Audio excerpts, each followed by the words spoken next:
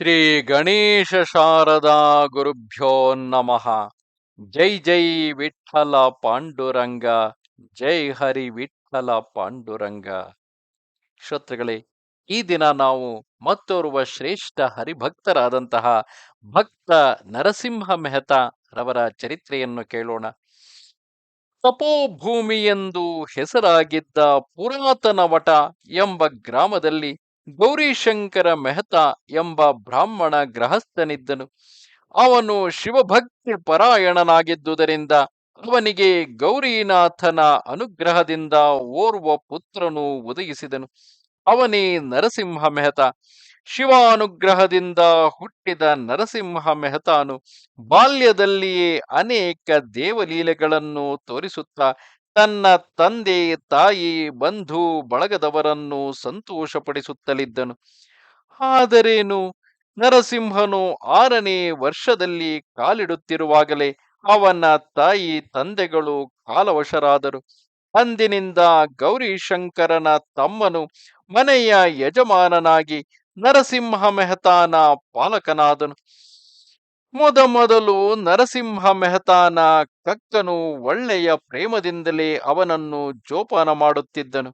ಆದರೆ ಬರಬರುತ್ತಾ ಬಹು ಅನಾದರದಿಂದ ನೋಡಹತ್ತಿದನು. ತನ್ನ ಹೆಂಡತಿಯ ಚಾಡಿ ಮಾತುಗಳನ್ನು ಕೇಳಿ ನರಸಿಂಹನಿಗೆ ಬಹಳ ತೊಂದರೆ ಕೊಡಹತ್ತಿದನು. ಇದರಿಂದ ತುಂಬಾ ಬೇಸರಗೊಂಡ ಬಾಲಕ ನರಸಿಂಹ ಮೆಹತಾನು ಮನೆ ಬಿಟ್ಟು ದೇಶಾಂತರ ಹೋಗಿಬಿಟ್ಟನು. ಪೂರ್ವಜನ್ಮದ ಪುಣ್ಯವಶಾತ್ ನರಸಿಂಹ ಮೆಹತಾನಿಗೆ ಸರ್ವಜ್ಞಾನವು ತನ್ನಿಂದ ತಾನೇ ಲಭಿಸಿತು.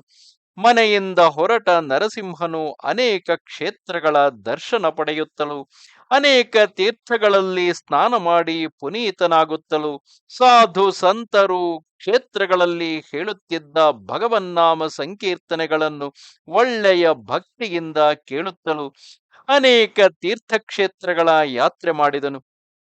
ಒಂದು ಸಲ ಕಾಶಿ ಕ್ಷೇತ್ರಕ್ಕೆ ಯಾತ್ರಿಕನಾಗಿಯೇ ಹೊರಟನು. ದಾರಿಯುದ್ದಕ್ಕೂ ಅನೇಕ ಪಾವನ ನದಿಗಳಲ್ಲಿ ಸ್ನಾನ ಮಾಡಿ ಕ್ಷೇತ್ರಗಳ ದರ್ಶನದಿಂದ ಪುನೀತನಾಗುತ್ತಾ ಘೋರಾರಣ್ಯದಲ್ಲಿ ನಡೆದು ದಾರಿ ಸವೆಸುತ್ತಾ ಹೊರಟಿದ್ದನು. ಘೋರ ಅರಣ್ಯದಲ್ಲಿ ಭೀಕರ ಮೃಗಗಳ ಗರ್ಜನೆಗೆ ಎಳ್ಳಷ್ಟು ಅಂಜದೆ ನರ ಮೃಗಗಳ ಸಹವಾಸಕ್ಕಿಂತಲೂ ಕಾನನದ ಮೃಗಗಳ ಸಹವಾಸವೇ ಕ್ಷೇಮ ಮತ್ತು ಸುಖಕರ ಎಂದು ಹಾಡುತ್ತಾ ಹೊರಟನು. ಅದೇ ಘೋರಾರಣ್ಯದಲ್ಲಿ ನರಸಿಂಹ ಮೆಹತಾನಿಗೆ ಒಂದು ಶಿವಲಿಂಗವು ಕಂಡಿತು.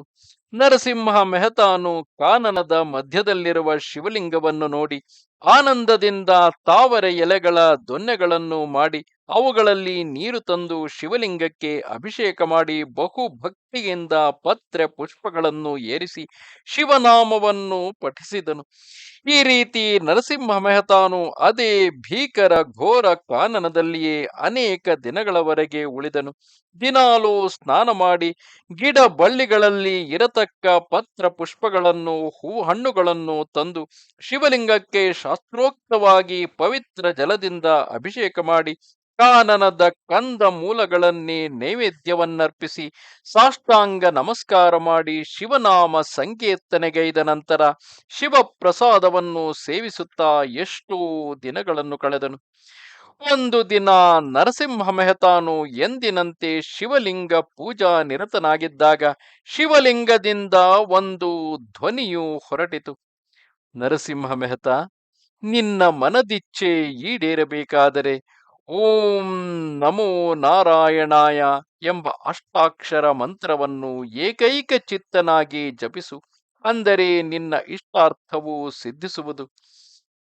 ಈ ವಾಣಿ ಶಿವವಾಣಿಯೇ ಎಂದರಿತು ಆ ಕ್ಷಣದಿಂದಲೇ ನರಸಿಂಹ ಮೆಹತಾರು ಏಕೈಕ ಚಿತ್ತದಿಂದ ಅಷ್ಟಾಕ್ಷರ ಮಂತ್ರವನ್ನು ಜಪಿಸುತ್ತಾ ತಪಸ್ಸು ಮಾಡಿದನು.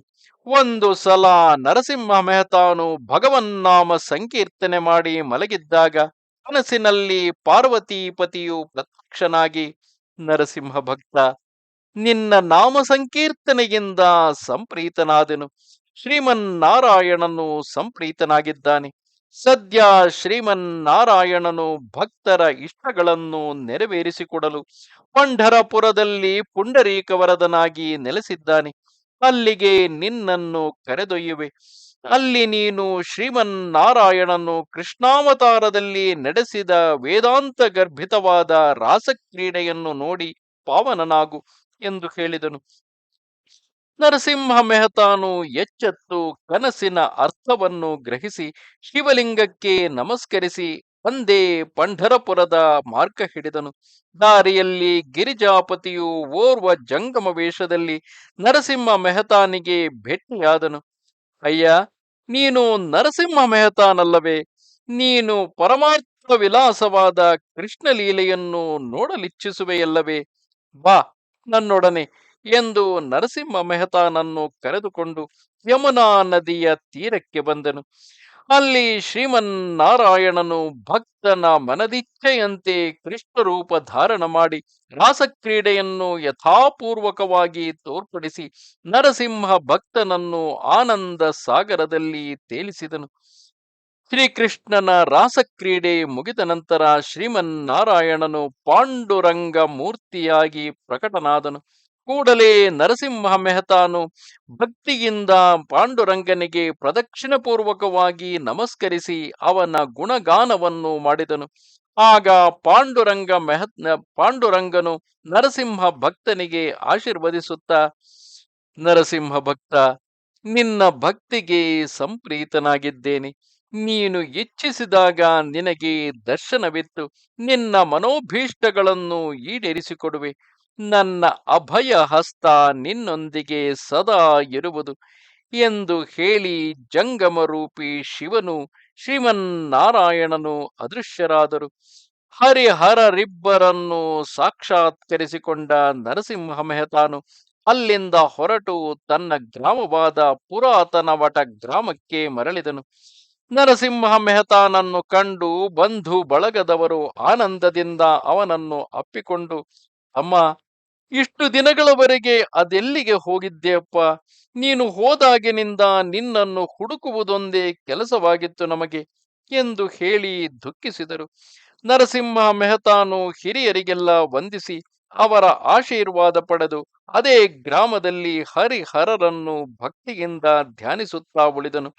ಮುಂದೆ ನರಸಿಂಹ ಮೆಹತಾನು ಓರ್ವ ಸದ್ಗುಣಿ ಕುಲಶೀಲೆಯಾದ ಕನ್ಯೆಯೊಡನೆ ಮದುವೆಯಾಗಿ ಗೃಹಸ್ಥಾಶ್ರಮಿಯಾದನು. ಮುಂದೆ ಶ್ರೀ ಹರಿಹರರ ಕೃಪೆಯಿಂದ ನರಸಿಂಹ ಮೆಹತಾನಿಗೆ 6 ಜನ ಗಂಡು ಮಕ್ಕಳು 6 ಜನ ಹೆಣ್ಣು ಮಕ್ಕಳು ಹುಟ್ಟಿದರು. ಮನೆಯು ಮಕ್ಕಳು ಮರಿಗಳಿಂದ ತುಂಬಿದ್ದರು. ನರಸಿಂಹ ಮೆಹತಾನು ಯಾವ ಹಣ ಸಂಪಾದನೆಯ ಉದ್ಯೋಗವನ್ನು ಮಾಡದೆ ಸದಾ ಭಗವಂತನ ಧ್ಯಾನದಲ್ಲಿಯೇ ನಿರತನಾಗಿರುತ್ತಿದ್ದನು. ಭಗವಂತನಲ್ಲಿ ಶರಣಾಗತರಾದವರನ್ನು ಅದೇ ಭಗವಂತನು ಯಾವುದಾದರೂ ಮಾರ್ಗದಿಂದ ರಕ್ಷಣೆ ಮಾಡಿಯೇ ಮಾಡುತ್ತಾನೆಂದು ತಾನು ನಂಬಿದ್ದಲ್ಲದೆ ಅದರಂತೆಯೇ ಎಲ್ಲರಿಗೂ ಹೇಳುತ್ತಿದ್ದನು. ಅದರಂತೆ ಭಗವಂತನೇ ಒಂದಿಲ್ಲೊಂದು ಕಾರಣದಿಂದ ಮಾರುವೇಷದಿಂದ ನರಸಿಂಹ ಮೆಹತಾನಲ್ಲಿಗೆ ಬಂದು ಹಣ ಕಾಳು ಕಡಿಗಳನ್ನು ಅರ್ಪಿಸಿ ಹೋಗುತ್ತಿದ್ದನು.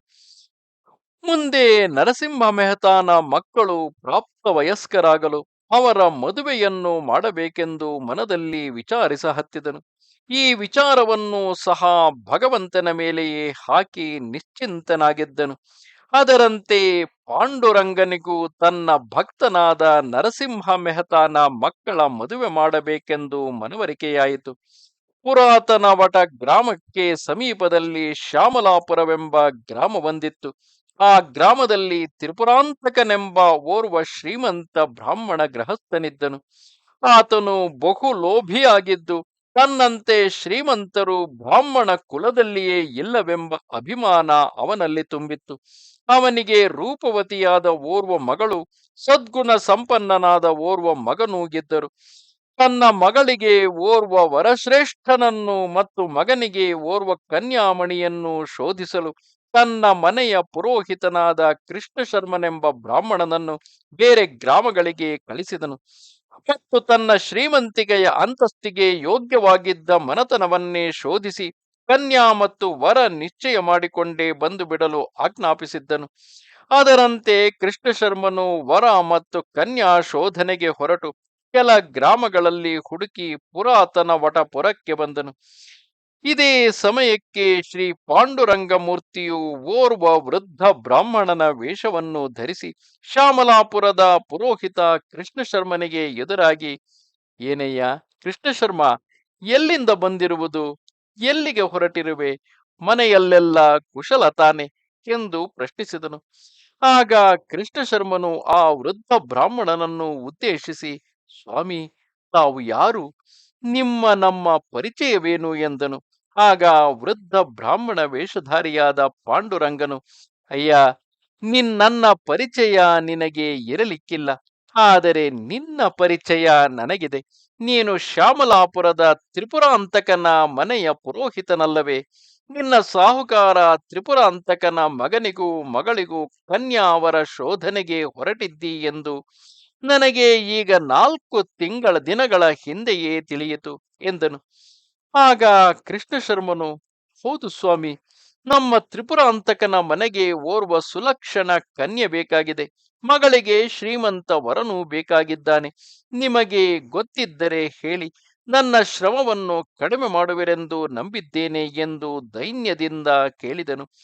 ಆಗ ಮಾಯಾವಿಯಾದ ಆ ವೃದ್ಧ ಬ್ರಾಹ್ಮಣನು, ಅಯ್ಯ ಕೃಷ್ಣ ಶರ್ಮ, ಈ ಪುರಾತನ ವಟ ಗ್ರಾಮದಲ್ಲಿ ನರಸಿಂಹ ಮೆಹತಾ ಎಂಬ ಸಾತ್ವಿಕ ಶ್ರೀಮಂತ ದೇವಭಕ್ತ ಬ್ರಾಹ್ಮಣನೊಬ್ಬನಿದ್ದಾನೆ. ಅವನಿಗೆ ಓರ್ವ ವಯಸ್ಕ ಮಗನೂ ವಯಸ್ಕ ಕನ್ಯಾಮಣಿಯೂ ಇದ್ದಾರೆ. ನಿನ್ನ ಸಾಹುಕಾರ ತ್ರಿಪುರಾಂತಕ ಬ್ರಾಹ್ಮಣರೊಡನೆ ಬೀಗತನ ಮಾಡಲು ಅವನು ಸರ್ವ ರೀತಿಯಿಂದಲೂ ಅರ್ಹನಿದ್ದಾನೆ. ಅವರನ್ನು ಕಂಡು ಈ ವಿಷಯಕ್ಕೆ ವಿಚಾರಿಸು ಎಂದು ಹೇಳಿ ಮುಂದೆ ಹೋಗಿ ಅದೃಶ್ಯನಾದನು. ಕೃಷ್ಣ ಶರ್ಮನು ಆನಂದದಿಂದ ನರಸಿಂಹ ಮೆಹತಾನ ಮನೆಗೆ ಬಂದು ತಾನು ಬಂದ ಕಾರ್ಯವನ್ನೆಲ್ಲ ತಿಳಿಸಲು, ನರಸಿಂಹ ಮೆಹತಾನು ಆ ಬ್ರಾಹ್ಮಣ ಪುರೋಹಿತನಿಗೆ ಸರ್ವಾದರಾತಿಥ್ಯಗಳನ್ನು ನೀಡಿ ತನ್ನ ವಯಸ್ಕ ಮಗನನ್ನು ಮಗಳನ್ನು ಅವನಿಗೆ ತೋರಿಸಿದನು. ಕೃಷ್ಣ ಶರ್ಮನು ನರಸಿಂಹ ಮೆಹತಾನ ಮಗನ ಮತ್ತು ಮಗಳ ಜಾತಕವನ್ನು ನೋಡಿ ಆನಂದಪಟ್ಟು, ಈ ನರಸಿಂಹ ಮೆಹತಾನ ಮಗನು ರೂಪ, ವಯಸ್ಸು, ವಿದ್ಯೆ, ಗುಣ ಸಂಪನ್ನನೆಂಬುದನ್ನು ಅರಿತು ಅವನಿಗೆ ತ್ರಿಪುರಾಂತಕನ ಮಗಳನ್ನು ಕೊಡಲು ಯಾವ ಅಡ್ಡಿ ಇಲ್ಲವೆಂದು ಮನದಲ್ಲಿಯೇ ನಿಶ್ಚಯಿಸಿದನು. ಅದರಂತೆ ನರಸಿಂಹ ಮೆಹತಾನ ಮಗಳು ಯೋಗ್ಯ ಕನ್ಯಾಮಣಿ ಎಂದು ನಿಶ್ಚಯ ಮಾಡಿಕೊಂಡು ಅದೇ ದಿನವೇ ಹಿರಿಯರನ್ನೆಲ್ಲ ಕೂಡಿಸಿ ನರಸಿಂಹ ಮೆಹತಾನ ಮಗನಿಗೆ ತ್ರಿಪುರಾಂತಕನ ಮಗಳನ್ನು ಕೊಡುವುದೆಂತಲೂ, ತ್ರಿಪುರಾಂತಕನ ಮಗನಿಗೆ ನರಸಿಂಹ ಮೆಹತಾನ ಮಗಳನ್ನು ಕೊಡುವುದೆಂತಲೂ, ಮದುವೆ ಮಾಡುವುದೆಂತಲೂ ನಿರ್ಧರಿಸಿ ಒಪ್ಪಿಗೆಯ ಪತ್ರಗಳು ಆದವು. ತ್ರಿಪುರಾಂತಕನ ಮಾತು ಅಂದರೂ ಒಂದೇ, ನನ್ನ ಮಾತೆಂದರೂ ಒಂದೇ ಎಂದು ಕೃಷ್ಣಶರ್ಮರು ಹೇಳಿ ವಧೂವರರ ನಿಶ್ಚಯ ಕಾರ್ಯವನ್ನು ಹಿರಿಯರ ಸಮಕ್ಷಮ ಮಾಡಿ ಮುಗಿಸಿ ಮರುದಿನ ಶ್ಯಾಮಲಾಪುರಕ್ಕೆ ಹೊರಟನು. ನರಸಿಂಹ ಮೆಹತಾನು ಇದೆಲ್ಲವೂ ಪಾಂಡುರಂಗನ ಇಚ್ಛೆ ಎಂದು ತಿಳಿದು ನಿಶ್ಚಿಂತನಾದನು. ಇತ್ತ ಶ್ಯಾಮಲಾಪುರಕ್ಕೆ ಮರಳಿ ಬಂದ ಕೃಷ್ಣಶರ್ಮನು ತ್ರಿಪುರಾಂತಕನನ್ನು ಕಂಡು ಪುರಾತನ ವಟದ ನರಸಿಂಹ ಮೆಹತಾನ ವಿಷಯವೆಲ್ಲವನ್ನೂ ಹೇಳಿ ತಾನು ನಿಶ್ಚಯಿಸಿಕೊಂಡು ಬಂದ ಕಾರ್ಯವನ್ನು ಚಾಚೂ ತಪ್ಪದಂತೆ ಹೇಳಿ ಮುಗಿಸಿದನು.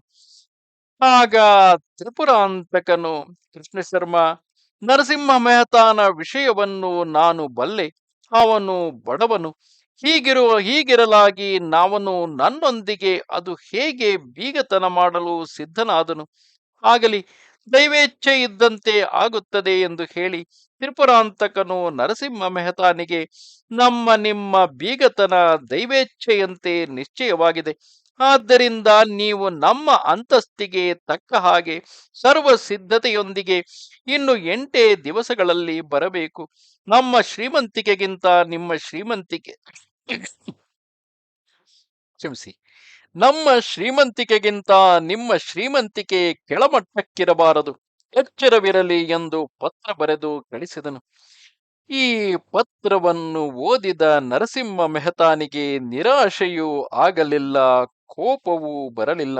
ಹರಿಯು ಸರ್ವರ ಸಂಕಟವನ್ನು ಪರಿಹರಿಸುವವನಿದ್ದಾನೆ, ಅವನೇ ನಮ್ಮ ಮಾನ ಕಾಯುವನು ಎಂದು ನಿಶ್ಚಯಿಸಿ ಪುಂಡರೀಕ ವರದನಿಗೆ ತನ್ನ ಅಭಿಲಾಷೆಯನ್ನು ತಿಳಿಸಿ ನಿಶ್ಚಿಂತನಾಗಿದ್ದು ತನ್ನ ಬಂಧು ಮಿತ್ರ ಪರಿವಾರದೊಂದಿಗೆ ಶ್ಯಾಮಲಾಪುರಕ್ಕೆ ಹೊರಟನು.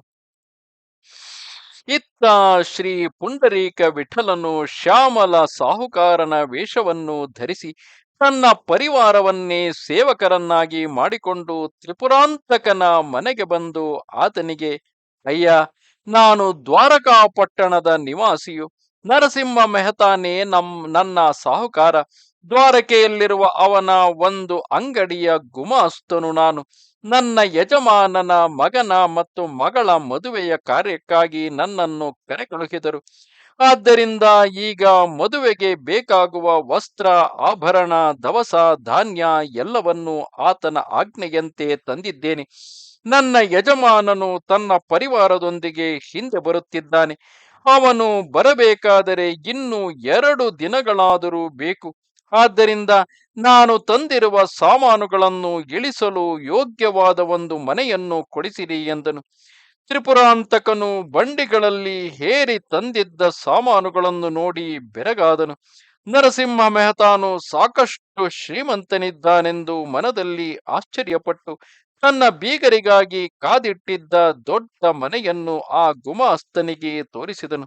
ಶ್ಯಾಮಲ ಗುಮಾಸ್ತನು ತನ್ನೊಂದಿಗೆ ತಂದಿದ್ದ ಧಾನ್ಯ, ವಸ್ತ್ರ, ಆಭರಣ ಮೊದಲಾದವುಗಳನ್ನು ಆ ದೊಡ್ಡ ಮನೆಯಲ್ಲಿ ತುಂಬಿ ತಾನು ತಂದೊಪ್ಪಿಸಿದ ಸಾಮಾನುಗಳ ಯಾದಿಯನ್ನು ಬರೆದು ಅದನ್ನು ತ್ರಿಪುರಾಂತಕನ ವಶಕ್ಕೆ ಕೊಟ್ಟು, ಇಂತಿಷ್ಟು ಸಾಮಾನುಗಳು ನನ್ನ ವಶಕ್ಕೆ ಮುಟ್ಟಿವೆ ಎಂದು ಅವನಿಂದ ಪಾವತಿ ಬರೆಯಿಸಿಕೊಂಡನು.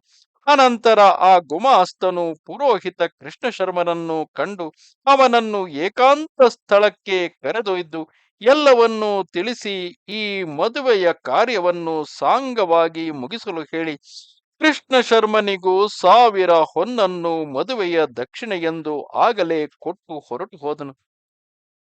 ಮರುದಿನ ನರಸಿಂಹ ಮೆಹತಾನು ತನ್ನ ಪರಿವಾರದೊಂದಿಗೆ ಶ್ಯಾಮಲಾಪುರಕ್ಕೆ ಬರಲು ಪುರಾಂತಕನು ತನ್ನ ಬೀಗರನ್ನು ಎದುರುಗೊಂಡು ಅವರಿಗಾಗಿಯೇ ಎಂದು ಸಿದ್ಧಪಡಿಸಿದ್ದ ಬಿಡದಿಯ ಮನೆಗೆ ಕರೆದೊಯ್ದು ಅವರನ್ನು ಉಪಚರಿಸಿದನು. ಮರುದಿನ ಕೃಷ್ಣ ಶರ್ಮನ ಪೌರೋಹಿತರಲ್ಲಿ ಮಂಗಳ ಕಾರ್ಯ ಮುಗಿದು ಪೌರೋಹಿತ್ಯದಲ್ಲಿ ಮಂಗಳ ಕಾರ್ಯವು ಮುಗಿದು ನರಸಿಂಹ ಮೆಹತಾನ ಮಗನಿಗೆ ತ್ರಿಪುರಾಂತಕನ ಮಗಳನ್ನು, ತ್ರಿಪುರಾಂತಕನ ಮಗನಿಗೆ ನರಸಿಂಹ ಮೆಹತಾನ ಮಗಳನ್ನು ಕೊಟ್ಟು ಮದುವೆಯ ಕಾರ್ಯ ಮುಗಿಯಿತು. ನರಸಿಂಹ ಮೆಹತಾ ತನ್ನ ಮಗಳನ್ನು ತ್ರಿಪುರಾಂತಕನ ಮನೆಯಲ್ಲಿ ಬಿಟ್ಟು ಅವನ ಮಗಳನ್ನು ತನ್ನೊಡನೆ ಕರೆದುಕೊಂಡು ಪುರಾತನ ವಟ ಗ್ರಾಮಕ್ಕೆ ಮರಳಿ ಬಂದನು. ನರಸಿಂಹ ಭಕ್ತನ ಮದುವೆಗೆ ಬಂದಿದ್ದ ಕೆಲವರು ನರಸಿಂಹ ಮೆಹತಾನಿಗೆ ದ್ವಾರಕೆಯಲ್ಲಿ ಕೆಲವು ಅಂಗಡಿಗಳಿವೆ ಎಂದು ಸುತ್ತಮುತ್ತಲು ಸುದ್ದಿಯನ್ನೆಬ್ಬಿಸಿದರು. ಈ ವಿಷಯವನ್ನು ಕೇಳಿದ ಕೆಲವು ಯಾತ್ರಿಕರು ನರಸಿಂಹ ಮೆಹತಾನಲ್ಲಿಗೆ ಬಂದು, ಮೆಹತಾಜಿ, ನಾವು ದ್ವಾರಕಾ ಕ್ಷೇತ್ರಕ್ಕೆ ನಾವು ಯಾತ್ರೆಗೆ ಹೊರಟಿದ್ದೇವೆ. ಮಾರ್ಗ ಮಧ್ಯದಲ್ಲಿ ಕಳ್ಳರ ಹಾವಳಿ ವಿಪರೀತವಂತೆ. ಆದ್ದರಿಂದ ನಮ್ಮಲ್ಲಿರುವ ಹಣವನ್ನು ನಿಮ್ಮ ವಶಕ್ಕೆ ತೆಗೆದುಕೊಂಡು ದ್ವಾರಕೆಯಲ್ಲಿರುವ ನಿಮ್ಮ ಅಂಗಡಿಯ ಯಜಮಾನನ ಹೆಸರಿಗೆ ಹುಂಡಿಗಳನ್ನು ಬರೆದುಕೊಡಿರಿ.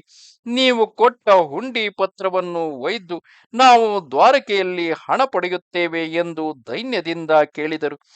ಆದರೆ ನರಸಿಂಹ ಮೆಹತಾನು ಹರಿಯ ಚಿತ್ತವಿದ್ದಂತಾಗಲಿ ಎಂದು ಹೇಳಿ ಅವರಿಂದ ಹಣ ಪಡೆದು ದ್ವಾರಕಾಪುರವಾಸಿ ಶ್ಯಾಮಲ ಸಾಹುಕಾರನ ಹೆಸರಿನಲ್ಲಿ ಹುಂಡಿ ಬರೆದುಕೊಟ್ಟನು. ಯಾತ್ರಿಕರು ಹುಂಡಿಯನ್ನು ಪಡೆದು ನಿಶ್ಚಿಂತರಾಗಿ ಯಾತ್ರೆಗೆ ಹೊರಟರು.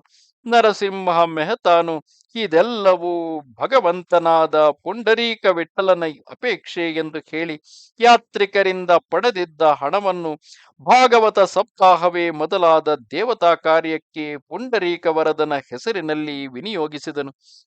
ಅತ್ತ ಯಾತ್ರಿಕರು ದ್ವಾರಕಾಪಟ್ಟಣವನ್ನು ತಲುಪಿ ಶ್ಯಾಮಲ ಸಾಹುಕಾರನ ಅಂಗಡಿಯನ್ನು ಹುಡುಕುತ್ತಿರುವಾಗ ಶ್ಯಾಮಲ ಸಾಹುಕಾರನ ವೇಷದಲ್ಲಿ ಪುಂಡರೀಕ ವರದ ವಿಠಲನೇ ಯಾತ್ರಿಕರ ಹತ್ತಿರ ಬಂದು, ನೀವು ಪುರಾತನ ವಟ ಗ್ರಾಮದಿಂದ ಬಂದವರೇನು ಎಂದು ವಿಚಾರಿಸಲು ಯಾತ್ರಿಕರು ಹೌದು ಎಂದು ಹೇಳಿದರು. ಆಗ ಶ್ಯಾಮಲ ಸಾಹುಕಾರನು, ನೀವು ನಮ್ಮ ಸಾಹುಕಾರರಿಗೆ ಒಟ್ಟಿಗೆ 20,000 ರೂಪಾಯಿಗಳನ್ನು ಕೊಟ್ಟು ನನ್ನ ಹೆಸರಿನಲ್ಲಿ ಹುಂಡಿ ತಂದಿರುವಿರಾ ಎಂದು ಕೇಳಲು ಯಾತ್ರಿಕರು ಹೌದೆಂದರು. ಆಗ ಶ್ಯಾಮಲ ಸಾಹುಕಾರನು ಆ ಯಾತ್ರಿಕರಿಗೆಲ್ಲ ಅವರು ತಂದಿದ್ದ ಹುಂಡಿ ಪತ್ರದ ಆಧಾರದಂತೆ ಅವರವರಿಗೆ ಹಣವನ್ನು ಮುಟ್ಟಿಸಿ ಮುಂದೆ ಹೋದನು. ಯಾತ್ರಿಕರೆಲ್ಲರೂ ತಮ್ಮ ಯಾತ್ರೆಯನ್ನು ಮುಗಿಸಿಕೊಂಡು ಎಷ್ಟೋ ದಿನಗಳ ನಂತರ ಪುನಃ ತಮ್ಮ ಗ್ರಾಮವಾದ ಪುರಾತನ ವಟಕ್ಕೆ ಬಂದು ತಲುಪಿ ನರಸಿಂಹ ಮೆಹತಾನಿಗೆ ಶ್ಯಾಮಲ ಸಾಹುಕಾರನ ವಿಶ್ವಾಸ ಹಾಗೂ ಅವನ ಪ್ರಭಾವದ ಬಗ್ಗೆ ವರ್ಣಿಸಿ ಹೇಳಿದರು. ನರಸಿಂಹ ಮೆಹತಾನು ನಕ್ಕು ಎಲ್ಲವೂ ಪಾಂಡುರಂಗನ ಮಹಿಮೆ ಎಂದು ಹೇಳಿ ಸುಮ್ಮನಾದನು. ಈ ಪ್ರಕಾರ ಪರಮ ಭಕ್ತ ನರಸಿಂಹ ಮೆಹತಾನು ಪಾಂಡುರಂಗನನ್ನೇ ನಂಬಿ ತನ್ನ ದೊಡ್ಡ ಸಂಸಾರವನ್ನು ನಿರ್ವಹಿಸುತ್ತಾ ಸುಖಿಯಾಗಿ ಬಾಳಿ ಕೊನೆಗೆ ಪಂಢರೀ ವಿಠಲನ ಪದ ತಲದಲ್ಲಿ ಐಕ್ಯನಾದನು. ನಮಸ್ತೆ ಶಾರದಾ ದೇವಿ, ಕಾಶ್ಮೀರಪುರವಾಸಿನಿ, ತ್ವಾಮಹಂ ಪ್ರಾರ್ಥಯೇ ನಿತ್ಯಂ, ವಿದ್ಯಾದಾನಂಚ ದೇಹಿಮೆ. ನಮಸ್ಕಾರ.